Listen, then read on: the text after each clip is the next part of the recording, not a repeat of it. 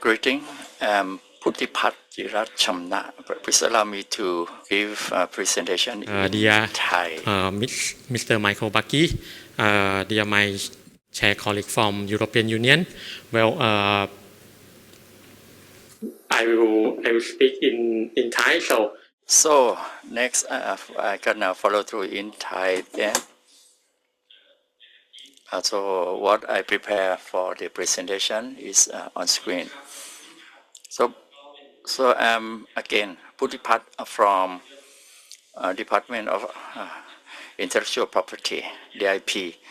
I'm gonna speak about the GI, Geographical Indication, and what kind of thing, what kind of the trends and the recent development in Thailand, and in particular on the legal framework development in Thailand. What's gonna happen further? So when we are talking about GI in Thailand, actually came from the Thai context, and in particular we are in Thailand, we are the agricultural society from the beginning, and it's the kind of basic professions we have. There are farmers and everything in Thailand. So most of the time when we are in the negotiating for free trade agreements or anything, and we came up with the GI Act about 3 decades, and the justification it is because there are the diversity of the natural resources in Thailand, and in particular we are in the equatorial countries, so there are the different kind of natural resources all year round, and our country is kind of lucky. We have abundance of food and different kind of farm produce, agricultural produce all year round. So briefly, I explained a bit about the definition of a GI. Our legal provisions, we provide protection, cover the food and the handicraft products and different kind of the products from the geographical origins in certain areas. So there are different kind of products. For instance, I give you an example related to the khao hom mari from Kula Long Hai farm, and there are different kind of local whiskey, and on these areas, I think is very grateful, and we have to thank you EU initiatives, different programs that bring about the GI ideas and initiatives to Thailand. The GI, we have to think about firstly the registration. So basically, the GI products have to be registered. There are the registration system, and there are certain requirements. For instance, the GI names shall not be the kind of generic terms. So I give you an example for certain like meat products, for instance. So that apart from not using the GI terms from the generic terms, there must be additional requirements. For instance, the requirements related to the law and orders, and related to the not like register the harmful products that may cause any dangerous or any harms to our society. So may I quote section 27 and Section 28 from the GI Act in Thailand. So basically, the provisions provide protections on the firstly the geographical origins of certain products that are registered will be protected by the Act. And so other parties cannot like violate or cannot like copies of, and for instance there are different kind of products like rice and the silk and sweets that register shall not be like copies or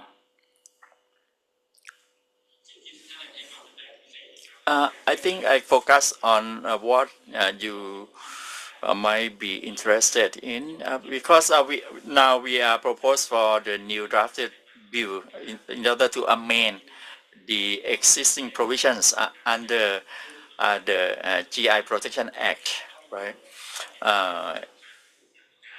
And actually there are three key points. So firstly, you will see on screen we gonna improve the effectiveness of the quality control process, and at the same time we're gonna improve the registration procedures, and the third one we're gonna focus on provide better protection of GI logos. So here, I think you will see the more details on different areas of the amendment proposed.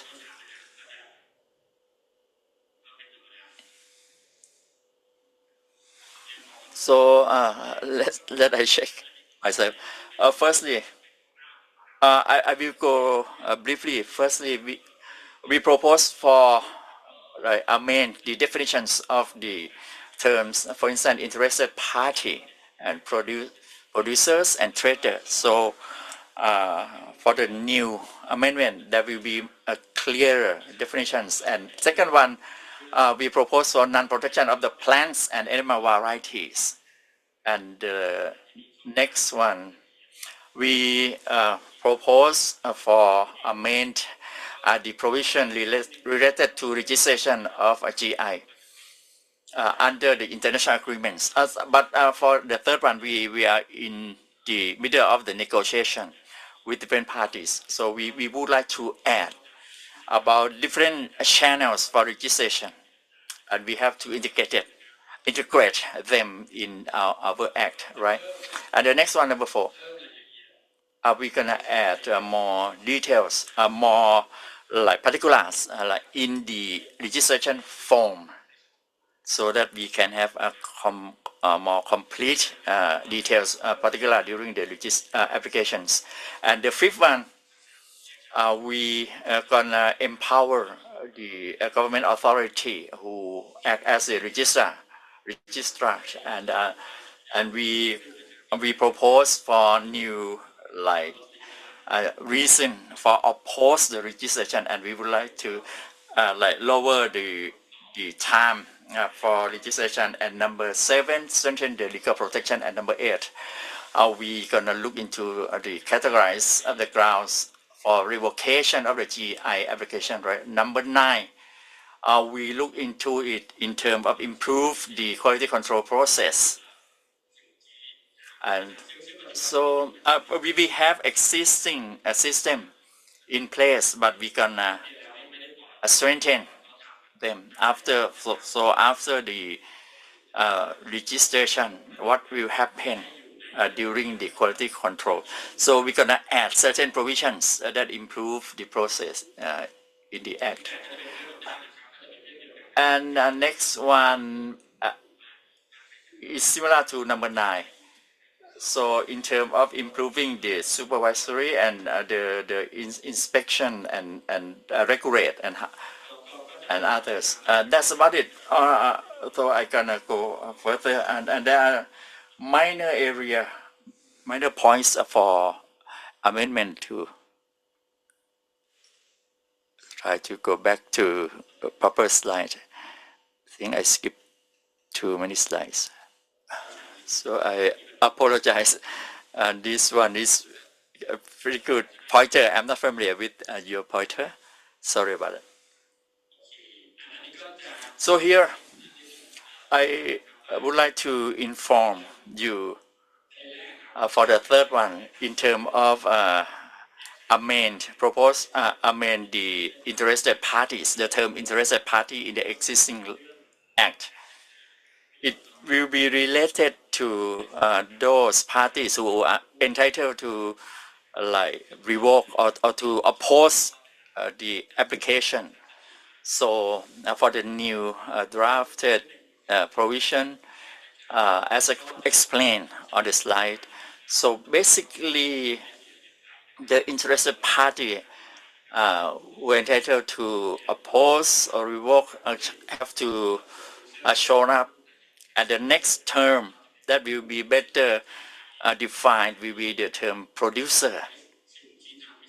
Producers who are eligible to send the application for GI legislation. So we look into it and come up with a new definition to, so there will be like clearer definition. So we add certain terms, certain wordings. But again, we have to go through different government agencies. For instance, the state councillor office have to look at the proposed bill.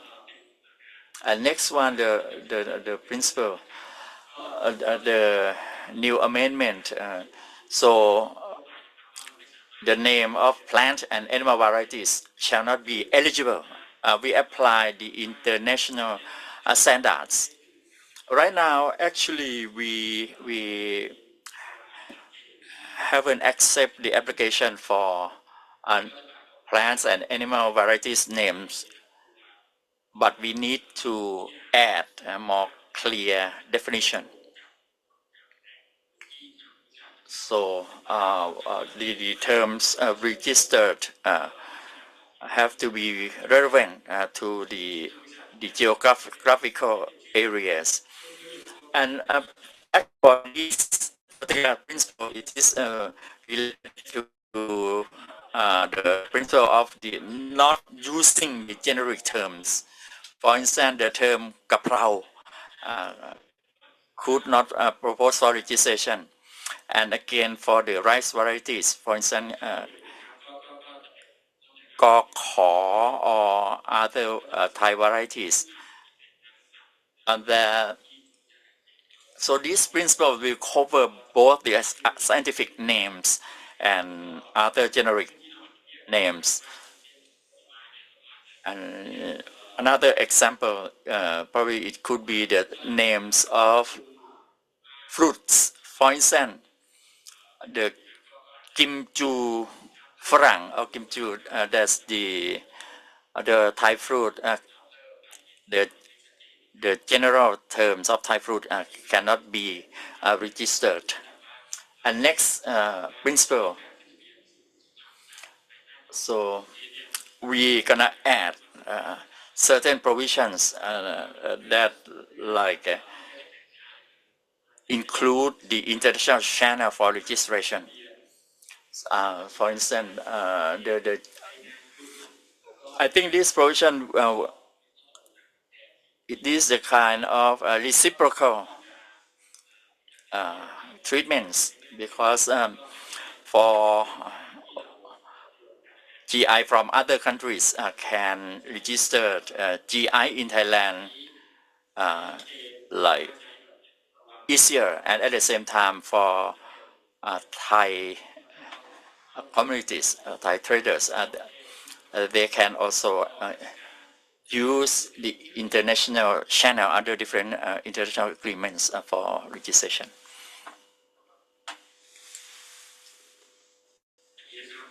Next one, it is also the proposed new ones in the GI Act. So basically, during the application, so the applicants have to submit the specification, the quality application, the specification of GIs.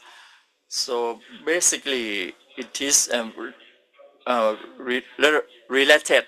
It will be related to our quality control system that will be established at the Department of Intellectual Property. So basically, we look into it how to achieve the maximum controls. So we have to start the control from the end to end, starting from the applicants have to submit whether, for instance, for whether they're going to use a kind of internal controls by set up their own like community, or they in their quality control plan, whether they're going to use the external control at which level, at their groups, collective groups, or at the provincial or regional groups. So they have to submit the additional document. And so again, those applicants will be aware of their responsibility starting before the registration. And next one, there is the application process. Now the amendment that related to this process, we found out that for existing process, and what happened at the registrars, and for registrar found out that for applicants like unscrupulously use the GI registration for their benefits for certain program, for instance for their research or their study program. They file the application and then later on, after registration, the applications become the kind of the offense registration. So registrar shall have the authority to give order to the applicant during the registration for GI.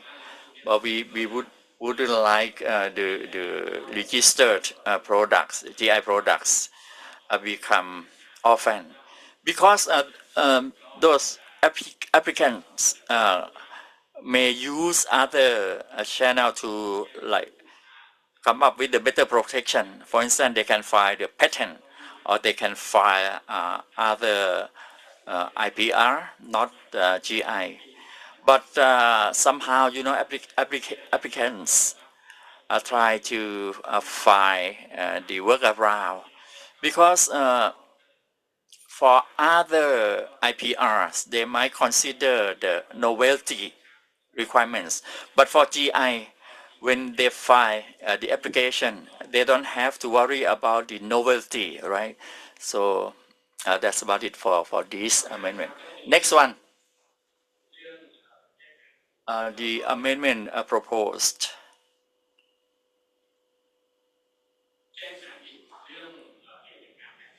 So we look at the justification for opposition. So we review and how the third parties will file the opposition. So basically, there will be a period like for the public to look at the GI applied. So we're going to reduce from 90 days of publication, right? So we're going to reduce the period for filing opposition. And after, if there is anybody file the opposition, basically the office have to convey those opposition letter to the applicants, right? And we and the officers have to check the justification or the grounds for opposition. So we would like to streamline the opposition process so that it will be beneficial for the applicants, and at the same time it will be beneficial for both the filers, and at the same time it will be beneficial for the consumers. At the end we're gonna expedite the filing opposition process.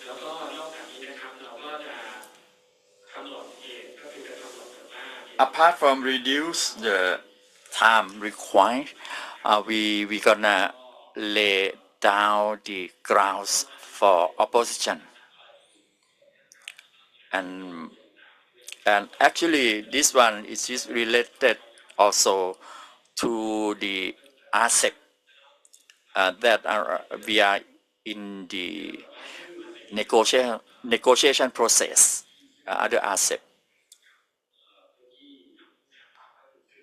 And for GI, in certain cases, in the case that the GI term of file for registration, and there is nothing related to the geographical areas or anything, and we have to look how they show the kind of the boundary of those geographical areas.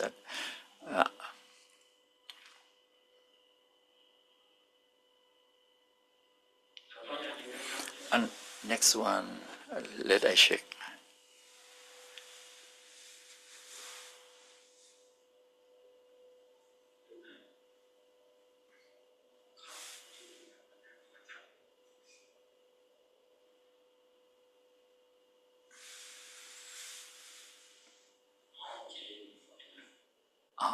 I got it how to use the clicker now.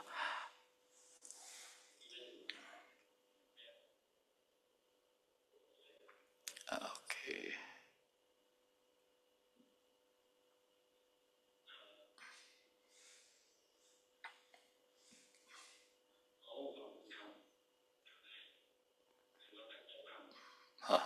Thank you to remind me.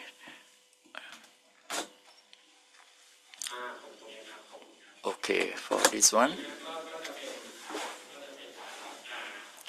we are talking about label, right? GI, a label or GI logo. Right now, at the DIP have to issue the notification, the notice, and after the GD, basically at the departmental level at DIP, the DIP actually have to issue notification, and there's right now we gonna propose for provision under the GI Act about the GI logo. For instance, we are talking about rice, right? For rice, they can made into other kind of products. For instance, in ice cream, and at the same time for certain spirits, certain they can like mix into like other products, right? So we have to introduce a new amendment in order to like improve the legal protection of the GI logo, and at the same time we propose on the grounds for filing for revocation. And actually there are certain provisions in the existing acts, but we have to make it clearer. For instance, there are certain changes to the geographical areas, or in the case where the communities, the collective groups would like to change their specification, and then there may be new grounds for revocation of the registered GIs. For certain cases, we need to clearly state about how to revoke. And there are certain cases for the registered GI terms, and for a certain period of time, such GI terms become generic terms. So there will be additional ground for revocation of such GIs. And then for certain case of the making change to the specification of GI products, so we allow for make the correction to the existing specification. That's okay, right? Next one, there are certain areas that there are relationships to the audit or to quality control process after the legislation. So during the post-legislation, right, the registered groups, registered GIs groups, they can activate the kind of internal control if such groups they have the resources for internal controls, and they may have they may use the external control system, but during the initial state, the communities or the producers or any groups, in the case they are ready, so they can apply 3 levels of the quality control, whether they can start off by safe control or internal control, or external control can be included the control from the provincial level, or the control from other departmental level from the Department of Agriculture, or other departments under the Ministry of Agriculture, or they can even use the external control from accredited organizations. So here we believe that now we can improve the credibility of the GI products, and at the same time we're going to improve the traceability of different registered products. So basically the traceability,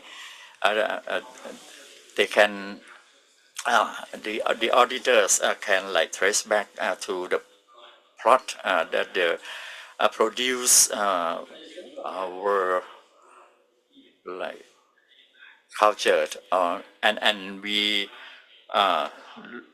gonna empower the registrar. Also, the registrar can visit the site, the production site, or the registrar can also request the additional documents or any support evidences that provide the eligibility of the GI products to be registered.